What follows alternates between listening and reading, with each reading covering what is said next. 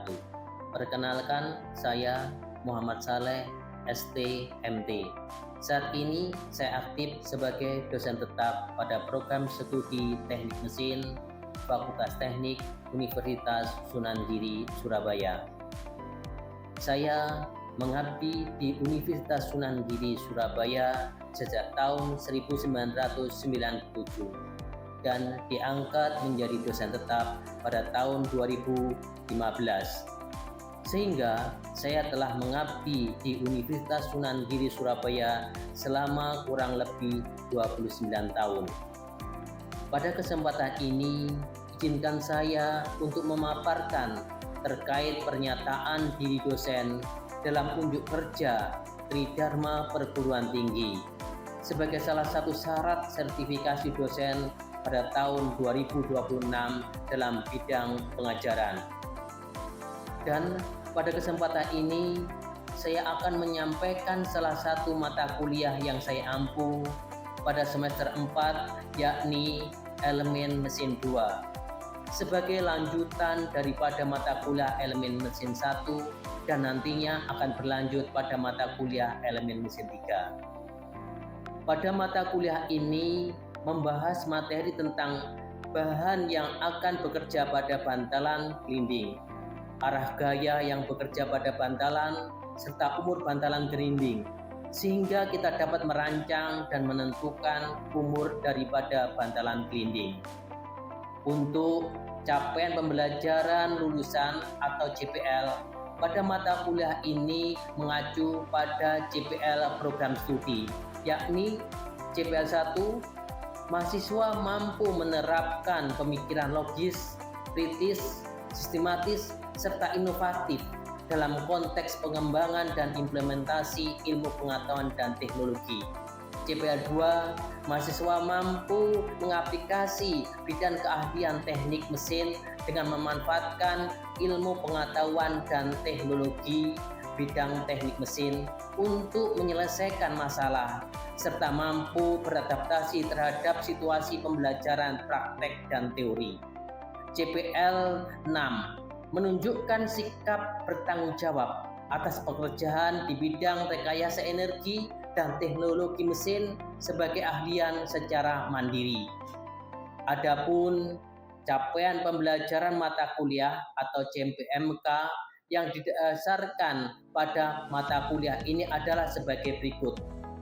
CPMK 3, mahasiswa mampu memahami dan menganalisa tentang masalah pada bantalan gelinding.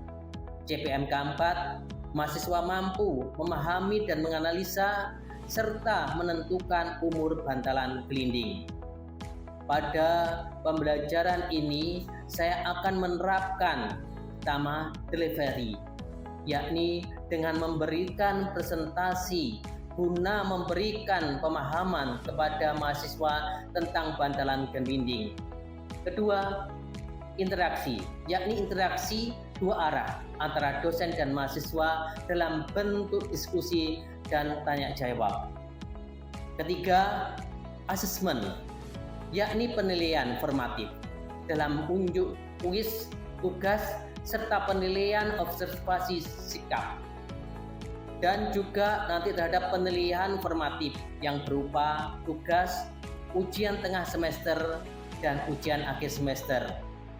Untuk materi ini juga dapat diunduh dalam sistem akademik, yakni lmsunsuri.ac.id, di mana dalam LMS tersebut terhadap rencana pembelajaran semester, kontrak perkuliahan, dan materi perkuliahan yang dapat diunduh langsung oleh mahasiswa.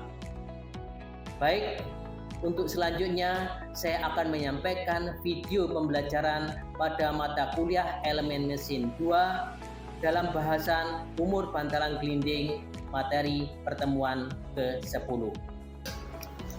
Assalamualaikum warahmatullahi wabarakatuh. Selamat pagi semuanya. Kita akan masuk di dalam pertemuan masalah bantalan gelinding, pertemuan yang ke-10 ya. Ya, jadi kita akan membahas bagaimana kita menentukan umur daripada bantalan gelinding. Apa sih yang disebut dengan bantalan gelinding? Bantalan gelinding ini adalah salah satu daripada elemen mesin yang mempunyai fungsi untuk menopang poros yang berputar. Jadi biasanya kalau ada poros yang berputar, ini kanan kirinya biasanya yang nahan adalah bantalan gelinding ini, atau yang disebut dengan bearing atau laker. Nih, pasti Anda akan tahu semuanya. Kemudian macamnya sesuai dengan jenis daripada elemen gelindingnya ini, ada yang berbentuk bola yang disebut dengan ball bearing, ada yang berbentuk roll yang disebut dengan roller bearing. Ini sekilas mengenai masalah apa yang disebut dengan bantalan gelinding. Kemudian bagian-bagiannya ini akan terdiri dari cincin luar. Ini nomor 1, cincin luar. Ini besarnya di sini. Kemudian alur cincin luar. Cincin luar ini mempunyai alur. Ya, mempunyai alur. Ini disebut dengan alur cincin luar. Kemudian elemen gelinding atau bola. Ini elemen gelindingnya. Tadi sudah di awal ada nyatakan bahwa ini bentuknya ada bola, ada roll.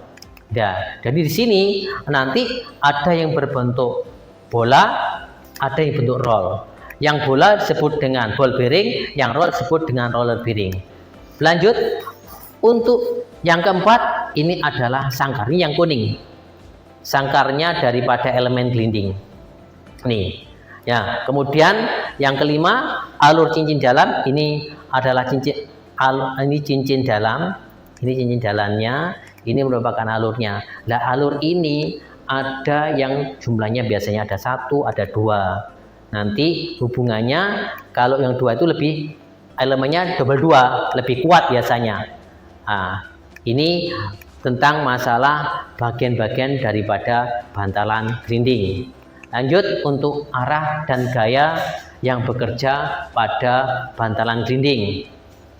Arahnya ada, kalau kita tahu, kita ini kan kalau di mesin Anda sudah tahu beban atau gaya itu kan ada yang radial, jadi atas ini akan ke sini. Kemudian yang secara poros, ini adalah porosnya, ini arahnya ke sini. Ini yang disebut dengan beban aksial. Kalau untuk bantalan gelindingnya ini ada yang khusus, ada yang double. Berarti untuk beban aksial radial ada yang beban aksial saja, ada yang radial saja. Yang ada di sini, yang A, ini hanya untuk beban radial saja. Nih. Kemudian ada bolehlah sedikit, tapi khususkan untuk beban radial. Kemudian yang sini, ini adalah beban aksial. Sedangkan yang C ini untuk beban aksial dan radial. Kalau kita namakan, ini adalah roller bearing, ini aksial ball bearing, ini adalah radial aksial roller bearing. Ini biasanya kalau namakannya. Nih, kita lanjutkan. Nah, kita bahas masalah beban dinamis dan statis rata-rata. Perusahaan bearing maupun bantalan gelinding ini akan mencantumkan setiap kode dari bantalan gelinding dengan data. Dia akan mencantumkan bahwa diameter dalamnya berapa. Di dalam tabelnya dia akan menyantumkan diameter luarnya, lebarnya berapa, angka statis beban statis rata-ratanya berapa, beban dinamis rata-ratanya berapa, dan keterangan. Nah, ini sebagai contoh. Ini 6205ZZ. Ini dia pasti akan menyantumkan 1, 2, 3, 4, 5 keseluruhan daripada ukuran ini. Dan perlu diketahui bahwa di dalam standarnya 2 angka belakang ini kalau kalikan 5 itu merupakan diameter dalam dari bearing. Kemudian angka pertama menunjukkan kode dari bantalan.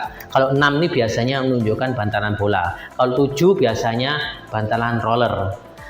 2 ini menunjukkan seri. Jadi serinya ini diameternya sama, tetapi diameter dalamnya sama, tapi diameter luarnya beda-beda. Di sini jadi ada 0, 60, 6005, 6105, 6205, 6305. 0123 ini merupakan seri daripada bantalan daripada sini. Jadi nanti yang dualnya sama, tapi ininya akan tambah besar atau tambah kecil. Ini. Kemudian ZZ ini adalah keterangan. Kalau ZZ ini biasanya tutupnya silnya ini ada dari biasanya sampingnya sini nih. Tapi ini tadi bentuk bola. Ini ada karet, ada yang berbentuk plat seperti gitu.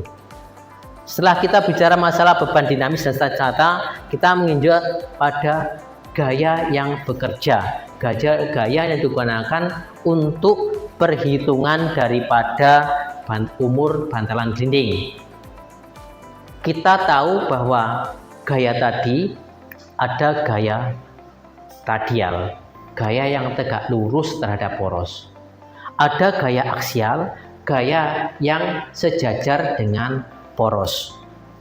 Ini. Jadi FR ini adalah beban radial, F adalah beban aksial. Tapi perhatikan, di sini dia mengandung X dan Y. X itu faktor punyanya radial, Y ini faktor untuk punyanya beban aksial. Dan X dan Y ini nanti kita akan cari melalui tabel. Ini yang harus Anda ketahui. Sedangkan V ini adalah kalau bantalan itu, kalau poros kan ada yang biasanya ring dalamnya yang berputar, ada yang luarnya yang berputar. Ini akan mempengaruhi nilai daripada V. Ini bawahnya. V akan dinilai 1 jika porosnya yang berputar atau cincin dalamnya yang berputar. Mana sih cincin dalam? Saya perjelas. Ini yang disebut dengan cincin dalam. Kalau ini adalah cincin luar. Kembali lagi. Nah, sedangkan dia akan memperoleh angka 1,2 ini jika cincin luarnya berputar. Kalau kita masukkan 1,2 ini akan semakin besar, otomatis ini besar, jadi bebannya akan besar. Nih, jadi sebagai Anda ketahui, kalau bearing itu berputar pada porosnya, berarti nilai V-nya 1. Tapi kalau berputar pada cincin luarnya, nilai bebannya akan semakin besar. Itu yang harus kita garis bawahi. Lanjut, ini adalah mencari faktor X dan Y daripada tadi. Ini adalah faktor beban radial, ini faktor beban aksial. Carinya dari mana? Dari E. Dari E. Ini. Caranya gimana? X dan Y. Sebelah kiri mempunyai X dan Y, sebelah kanan mempunyai X dan Y. Cara ngitungnya apa? Kita masuk di sini. I, FA dan CO. Ini tadi adalah FA adalah apa? Beban aksial. Kemudian di sini FR beban radial. Nah, CO ini adalah beban statis yang ada di tabel. Kalau kita sudah memasukkan nilai dari sini, kemudian akan ketemu nilainya. Kalau sudah menemui nilai ini, kemudian akan kita larikan, langsung lari ke tengah. Contohnya 0,05, oh masuk di 0,22. Kemudian 0 atau 0,07 akan masuk di 0,27. Di sini Anda bandingkan dengan yang ini, bahwa nilai penentu E ini yang sebelah kiri ini lebih kecil sama dengan E, yang sini lebih besar daripada E. Jadi kita masukkan, ini juga ada nilai FA dan FR, beban aksial dan beban radial. Ini perbandingannya. Ini adalah I-nya adalah faktor daripada groove, jumlah groove-nya, V-nya adalah faktor putaran. Kalau kita sudah nilai di sini, kita bandingkan, maka kita bisa menentukan pakai yang sebelah kiri atau pakai yang sebelah kanan. Ini. Tapi perlu Anda ketahui, di sini sebelah kiri Y-nya itu 0 semua. Y-nya 0 semua. Berarti ini menunjukkan apa? Nilai di sini kecil. Nilai di sini kecil ini diakibatkan oleh ini. Sehingga nanti kalau F-nya kecil, nanti di sini akan pakai tabel yang ini. Jadi biasanya kalau F-nya nggak ada sehingga nilai kecil, pakai yang sebelah kiri. Ini indikasinya seperti gitu. Ya, untuk mencari nilai harga X dan Y dengan menggunakan, untuk apa tujuannya sih? Untuk mengisi ini loh, X dan Y ini. Kan ini sudah bebannya sudah ketahui. Ini putarannya sudah ketahui. Nah, lanjut, terakhir adalah beban faktor. Sebelum kita mengumur bantaran, kita cari adalah faktor servis. Faktor servis ini tergantung daripada jenis beban. Kalau bebannya ini tetap ringan-ringan aja, pancen nggak berubah-ubah, maka nilainya tergantung daripada apa jenisnya, bola atau benihnya roll. Ini 1,1 atau ini tetap. Kalau ini beban yang ringan. Kalau ini beban kejut yang menengah, dan ini adalah beban kejut yang berat. Ini bisa dilihat. Dan terakhir, baru setelah itu kita bisa menghitung umur pembentalan berdasarkan rumus ini. Pertama, kita bedakan apakah tadi pakai bola atau roll.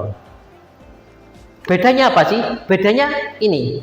Di sini kalau bola pangkatnya 3. Kalau roll pangkatnya 10 pangkat 3. Lainnya juga sama. Sehingga kalau kita lihat, ini adalah umur bantalan dalam putaran, ini adalah beban dinamis rata-rata, ini tadi beban ekivalen, ini faktor servis yang tadi, tinggal pangkatnya kalikan 10 pangkat 6, ini nanti sudah ketemu dalam satuan putaran. Kalau untuk bola, bentuknya bola, maka pangkatnya 10 pangkat 3, ini dalam satuan putaran. Ini semua dua ini yang bola, ini yang roll, ini dalam satuan putaran. Bagaimana Pak? Kalau biasanya kan kita itu ya, umur kan nggak dalam putaran, biasanya kan dalam jam pemakaiannya kan seperti gitu. Nah itu kita harus merubahnya umur ini dalam satuan jam. Berapa jam sih kekuatan daripada bearing ini? Berapa ribu jam? Nah caranya, faktor umur bantalan putaran ini dibagi dengan 60, dibagi dengan putarannya. Sehingga ini dalam satuan jam. Jadi LH umur bantalan dalam satuan jam. Ini sudah dalam satuan jam. Itu yang dapat saya berikan. Mungkin nanti ada pertanyaan. Silakan tanyakan. Saya Pak ingin bertanya, bagaimana cara untuk menghitung umur bearing? Ya, tadi bagus sekali. Secara jelasnya, sangat gampangnya, kita perhatikan, Adit. Ini umur bantaran ini tadi ditentukan oleh kita harus mencari C, mencari faktor servis dan mencari beban ekivalen. C ini berasal dari tabel. Nah, dari tabel umur tadi dicari nilai C-nya berapa? Saya perjelas ini. Ini C-nya. Nah, ya ini carinya. Ini di katalog. Nah, kemudian kita cari FF. Ini faktor servis yang berdasarkan tabel tadi, berdasarkan jenis beban. Nah, sedangkan P beban ekivalen rumusannya yang kita omongkan tadi ini.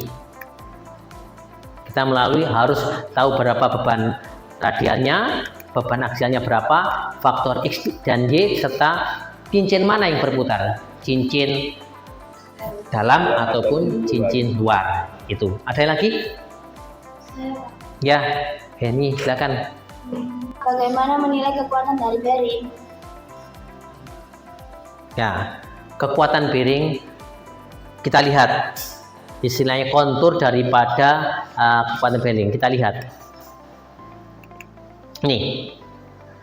Pada kontur bearing ini tadi kan ada dua jenisnya. Ada yang berbentuk roll, ada yang bentuk bola dan bentuk roll. Kalau kita lihat, kalau kita bandingkan antara roll dan bola, ini sentuhan pada roll ini berbentuk garis. Dia nyentuhnya di ujung sama ujung sini. Sedangkan pada bola ini berbentuk titik, sehingga daya dukungnya ini bantalan yang berbentuk roll ini akan lebih besar, lebih kuat dibandingkan bantalan yang berbentuk bola. Ini satu. Kemudian kalau ukurnya sama Pak, sama-sama rollnya. Nah, kalau sama-sama rollnya kita menginjak ke seri daripada bantalan. Seri bantalan tadi menyebutkan bahwa contohnya di sini 6205 dibandingkan 6305. Lah serinya ini akan menunjukkan di sini. Lah kita akan melihat dari sini CO dan C. Kalau ininya lebih besar dari dua ini, contohnya merek A dan merek B. Tapi kalau ininya lebih besar, CO yang besar, ini yang digunakan sebagai acuan bahwa itu lebih kuat. Ini, ya. Ada lagi? Kalau nggak ada lagi? Kalau nggak ada, ya, saya yang bertanya. Ya. Nah, coba Diki, kalau kita mau merencana suatu bearing, ini kan untuk porosnya kan sudah ada, ya, diameternya. Untuk diameter porosnya ini nih. Nah, ini kan biasanya sudah ada. Bagaimana kita ini kan perhitungan poros kan sudah ada.